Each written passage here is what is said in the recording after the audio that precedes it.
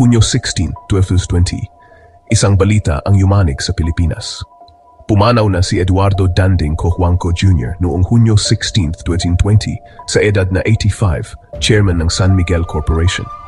Sa loob ng ilang dekada, naging sentro siya ng kapangyarihan, negosyo at politika. Ang kanyang biglang pagpanaw noong mismong araw na iyon ay nagdulot ng matinding pagkabigla at pagkalito sa marami, lalo na sa mga sumubaybay sa kanyang makulay na buhay. Namatay si Cojuangco noong Hunyo 16, 2020 dahil sa heart failure at pneumonia sa St. Luke's Medical Center, Global City. 6 na araw matapos ang kanyang ika-85 kaarawan. Sa kabila ng kanyang estado, nanatiling tikom ang bibig ng pamilya at mga malalapit na kaibigan. Wala ring inilabas na karagdagang detalye ang ospital na lalong nagpatindi sa misteryo. Ang katahimikan ng opisyal na pahayag ay nagbukas ng mga tanong at haka-haka. Marami ang nagtaka kung bakit tila may itinatago at kung ano ang tunay na nangyari sa mga huling sandali ni Danding noong Hunyo 16, 2020. Sa social media at mga umpukan, lumitaw ang mga teorya. Matagal na raw siyang may sakit o may mas malalim pang dahilan. May ilan pang nagsabing may kinalaman nito sa mga dati niyang kaaway sa negosyo at politika, habang ang iba ay nagdududa kung may mga detalye na sadyang hindi inilalantad sa publiko. Para sa isang taong nabuhay sa gitna ng ingay at intriga, ang kanyang pagpanaw noong Hunyo 6, 2020 ay naging palaisipan. Ang mga taong minsang naging bahagi ng kanyang mundo ay nagbalik tanaw sa mga kontrobersyang bumalot sa kanyang pangalan. Ang kawalan ng sagot ay lalo lamang nagpaalab sa imahinasyon ng publiko. Sa bawat kanto, may kanya-kanyang bersyon ng kwento. May mga naniniwalang may malalim na dahilan. May mga nagsasabing simpleng sakit lang, ngunit lahat ay nagkakaisa sa pagnanais ng katotohanan. Ang buhay ni Danding ay puno ng kontradiksyon. Henyo sa negosyo para sa ilan, simbolo ng crony capitalism para sa iba. Sa bawat tagumpay niya, may kasabay na kontrobersya at sa bawat pagkilos, may mga naiwanang tanong. Ang kanyang pangalan ay laging kaugnay ng malaking issue, Coconut Levy, San Miguel, at ang pagpaslang kay Ninoy Aquino. Hindi may kakaila na ang kanyang impluwensya ay umabot sa bawat sulok ng lipunan, mula sa mga magsasaka hanggang sa pinakamataas na antas ng pamahalaan. Kaya't sa kanyang pagpanaw noong Hunyo 16, 2020, hindi lang pagluksa ang naramdaman ng bayan, kundi pag-usisa at muling pagbukas ng mga lumang sugat. Ang mga tanong na matagal nang itinago ay muling sumiko, at ang mga alaala ng nakaraan ay muling nabuhay. Ang misteryo ng kanyang kamatayan noong Hunyo 16, 2020 ay naging bahagi ng alamat ng isang taong ang kwento ay hindi natatapos sa kanyang libingan. Sa bawat pulong at tanong, mas lalong lumalalim ang anino ng kanyang pangalan. Isang paalala na ang kasaysayan ay laging may mga lihim na hindi basta-basta nabubunyag.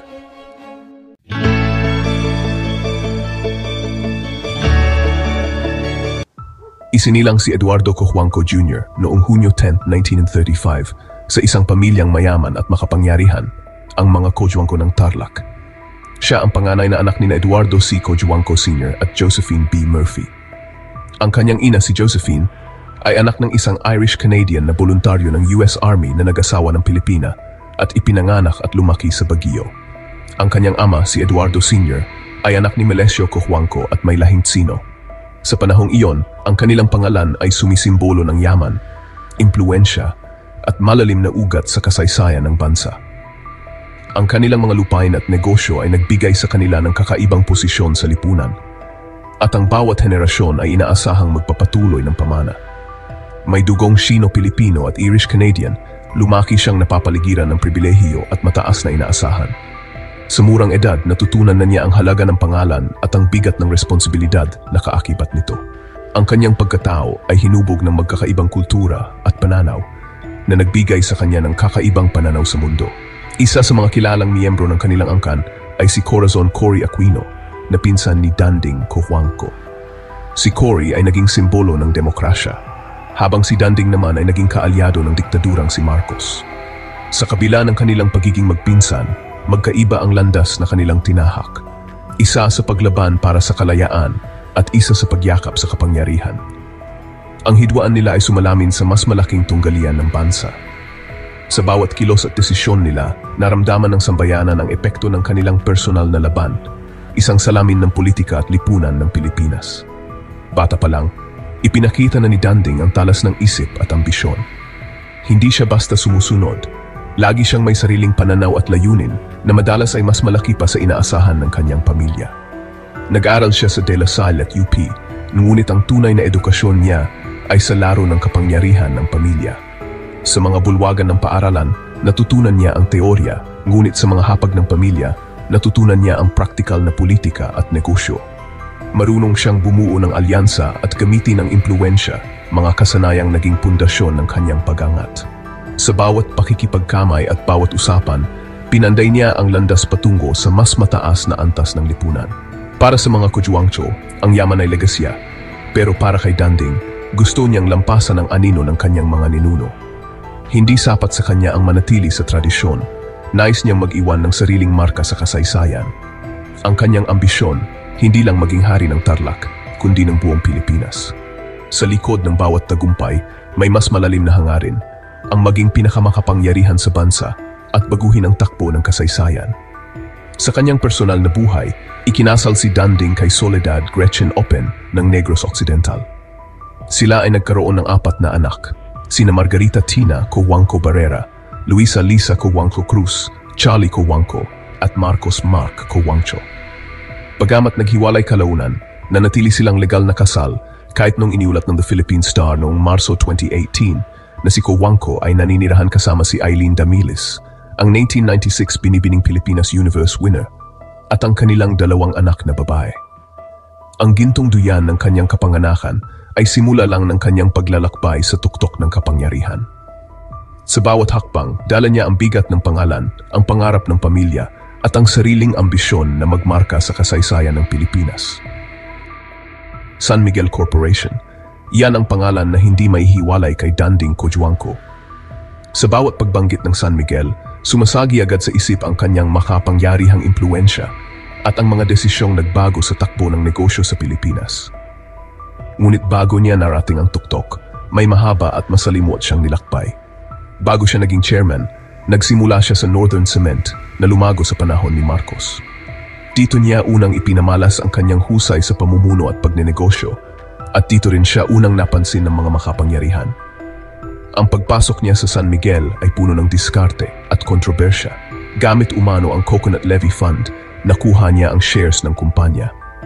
Maraming nagsasabing ito ang naging susi sa mabilis niyang pag-angat, ngunit may mga tanong din kung ito ba ay patas o pabor lamang sa ilan. Noong 1983, siya na ang chairman ng San Miguel, hawak ang isang korporasyong may impluwensya sa bawat aspeto ng buhay ng Pilipino. Sa kanyang pamumuno, naging sentro ng kapangyarihan at negosyo ang San Miguel at naging simbolo ito ng tagumpay at ambisyon. Sa ilalim niya, lumawak ang San Miguel mula pagkain at inumin, pumasok sa langis, kuryente at infrastruktura. Hindi na lang ito simpleng kumpanya, naging dambuhalang conglomerate na may hawak sa mahahalagang industriya ng bansa. Ang tandem nila ni Ramon Ang ay naging makasaysayan sa negosyo. Magkasama nilang binago ang direksyon ng San Miguel at pinatibay ang pundasyon nito para sa mga susunod na dekada. Ngunit laging may anino ng pagdududa, ang yaman at kapangyarihan niya, bunga nga ba ng galing o ng koneksyon? Maraming nagtataka kung hanggang saan ang abot ng kanyang impluwensya at kung anong kapalit ang hinihingi ng tagumpay na ito. Ang kwento niya sa San Miguel ay kwento ng tagumpay at kontrobersya, isang korona na may bahid ng tanong. Sa likod ng bawat tagumpay, may mga lihim at kwento ng pagsubok na patuloy na bumabalot sa pangalan ni Danding Cojuangco at ng San Miguel.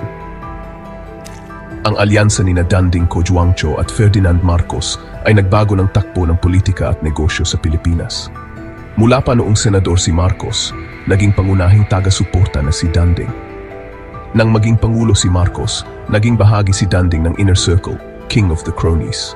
Sa ilalim ng martial law, nabigyan siya ng pabor sa negosyo at politika at naging utak sa likod ng ilang pulisya. Ang kanilang relasyon ay simbiyos, kapalit ng suporta sa isa't isa, lumawak ang imperyo ni Danding. Nang bumagsak ang rehimeng Marcos, kasama siya sa pagtakas patungong Hawaii. Ang alyansa nila ay nagbigay kay Danding ng kapangyarihan, ngunit naging dahilan din ng kanyang pagbagsak. Para kay Danding, ito ay simula lang ng panibagong kabanata. Walang issue na mas nagdikit sa pangalan ni Danding kundi ang Coconut Levy Fund. Bilyon-bilyong piso ang kinolekta mula sa mga magniniyog, na dapat sanay para sa kanilang kapakanan. Sa halip, napunta ito sa kontrol ni Danding at ginamit para palakasin ang kanyang negosyo, lalo na sa pagbili ng UCPB at San Miguel. Habang nanatiling mahirap ang mga magsasaka, lalong yumaman si Danding. Dekadang legal battle ang sumunod, ngunit hustisya para sa mga magniyog ay nanatiling mailap. Para kay Danding, legal ang lahat ng transaksyon. Para sa marami, ito ay malinaw na pang-abuso. Ang coconut levy ay naging simbolo ng sistemang pabor sa ilan. Isang madilim na kabanata na bumuntot sa kanya hanggang kamatayan. Agosto 21, 1983, pinatay si Ninoy Aquino sa tarmac ng Manila International Airport. Sa gitna ng investigasyon, paulit-ulit na lumitaw ang pangalan ni Danding Cojuangco. May mga alegasyon ang eroplano ni Ninoy ay konektado kay Danding at siya raw ang isa sa mga huling nakausap ni Imelda Marcos. Bagamat walang matibay na ebidensya at hindi siya nahatulan, nanatili ang pagdududa. Mariin niyang itinanggi ang lahat ng akusasyon. Para sa mga taga-suporta ni Ninoy, ang anino ng krimen ay hindi nawala sa pangalan ni Danding. Ang dugo sa tarmac ay naging mansa sa kasaysayan ng pamilya at bansa. Isang tanong na marahil ay hindi na masasagot ng buo. Pebrero 1986, habang nagdiriwang ang ESA, palihim na lumisan si Danding kasama ang mga Marcos. Mula sa pagiging hari ng negosyo, naging pugante siya, unang sa Hawaii, tapos Australia. Sa Australia, namuhay siya bilang pribadong mamamayan, ngunit patuloy na minonitor ang Pilipinas. Pumili siya ng horse farm, ngunit ang isip ay nasa pagbabalik. Noong 1989, pinayagan siyang umuwi. Marami ang nag-akala na tapos na ang kanyang kapangyarihan. Nagkamali sila. Muling itinayo ni Danding ang kanyang imperyo at noong 1992, tumakbo pa bilang pangulo. Muntik na siyang manalo, patunay ng kanyang impluensya. Noong 1998, nabawi niya ang San Miguel sa tulong ni Pangulong Estrada. Ang kanyang pagbabalik ay patunay sa larong kapangyarihan, bihira ang permanenteng pagbagsak. Sa pagpanaw ni Danding, kapansin-pansin ang kakulangan ng detalye sa opisyal na anunsyo. Walang sanhi ng kamatayan, walang paliwanag, isang misteryo na nagbukas ng espekulasyon. Pinaniniwala ang matagal na siyang may sakit, ngunit pinili ng pamilya na panatilihin ang imahe ng lakas. Sa social media, umikot ang mas madidilim na teorya, may mga lihim pa bang tinatago. Ang kawalan ng impormasyon ay nag-iwan ng puwang para sa imahinasyon ng publiko. Sa huli, ang misteryo ng kanyang kamatayan ay refleksyon ng kanyang buhay, nasa likod ng kurtina ng kapangyarihan. Maraming tanong ang dinala niya sa libingan.